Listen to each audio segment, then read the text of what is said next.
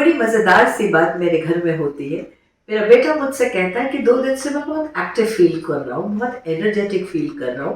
मैं जल्दी उठ रहा हूँ और आपकी हेल्प कर रहा हूँ।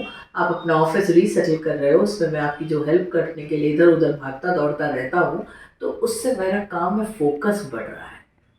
मैं उसकी बात सुन के खुश भी हुई और सोचने भी लगी कि आज की जनरेशन को फिजिकल एक्टिविटी करने से फोकस में फायदा हो रहा है ना ये मजेदार बात। नमस्कार दोस्तों, गीतांजलि की काउंसलिंग में आप सबका स्वागत है। आज हम इसी मुद्दे पे बात करेंगे, फिजिकल इम्पोर्टेंस इस कड़ाके की सर्दी में। फिजिकल एक्टिविटी की इम्पोर्टेंस क्या है इस कड़ाके की सर्दी में, कैसे बच्चे एनर्जेटिक फील कर रहे हैं। आज का युवा जो मुझे सुन रहा है उसके लिए तो ये और काम की बात है। बहुत सर्दी लगती है, मन ही नहीं करता उठने का, रजाई ओढ़ के बस बैठे रहे, अच्छा खाते रहे, मन माफिक खाते रहे, फ्राइड गरम गरम सब कुछ मजेदार, और बिस्तर में ही रहे, आराम की जिंदगी हम जिए। ये मेरा भी मन करता है, मगर इससे काम नहीं चलता, हमें उठना पड़ता है, काम करने पड़ते हैं। उसके लिए एक संयम की ज़रूरत होती है, एक डिसिप्लिन की ज़रूरत होती है। 2 दिन से शायद उसने उसी डिसिप्लिन को एक्सपीरियंस किया अपनी लाइफ में, और उस एक्सपीरियंस से जो उसको फ़ायदा हुआ उसका जिक्र वो मुझसे कर रहा था। उसको खुद भी नहीं पता चला कि क्या फ़ायदा, ये फ़ायदा उसे क्यों मिला। इस फायदे को समझने के लिए सर्दियों के मौसम को समझना होगा।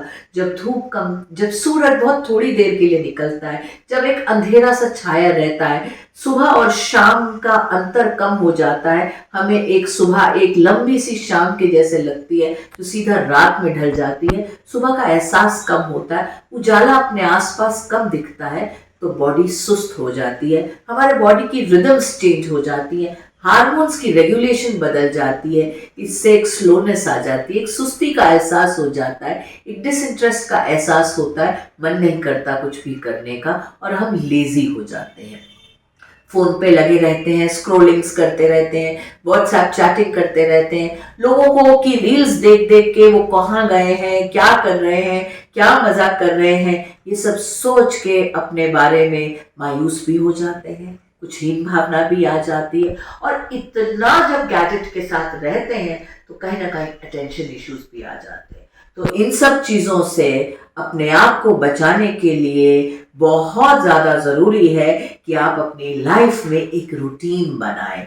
सुबह 7 बजे उठेंगे, 8 बजे उठेंगे, कितने बजे उठेंगे, सूरज जब जब दिन चढ़ आता है, जब सुबह हो जाती है, उसके बाद सोए रहने से कभी भी चुस्ती सफुर्ती नहीं आती है, हम सुस्त हो जाते हैं। तो अपनी नींद के पैटर्न को थोड़ा सा रेगुलेट करने की कोशिश कीजिए। बिस्तर से निकलिए, कंबल रजाई को छोड़िए, थोड़ी चहलकदमी कीजिए, अपने आप को गर्म कपड़ों से ढक कर गर्म पेय पदार्थ का सेवन कीजिए, और जीवन को उल्लास से भरकर जीने की कोशिश कीजिए। ये सिर्फ प्रयास रहेंगे आपके, और ये प्रयास आपको सफलता देंगे। एक रूटीन और डिसिप्लिन में जब आप अपने आप को लाएंगे, जब आपके दिमाग में एक टू डू होगा जो आपको करना है, वो जरूरी है आपके लिए, क्या एसेंशियल और इम्पोर्टेंट है, क्या अर्जेंट है आपके लिए, इस चीज के बारे में थोड़ा सा सोच विचार करना होगा, और जरूरी है कि हम करें, और अपने डे की प्लानिंग इस तरीके से करें कि आप अपने अर्जेंट एंड इम्पोर्टेंट काम को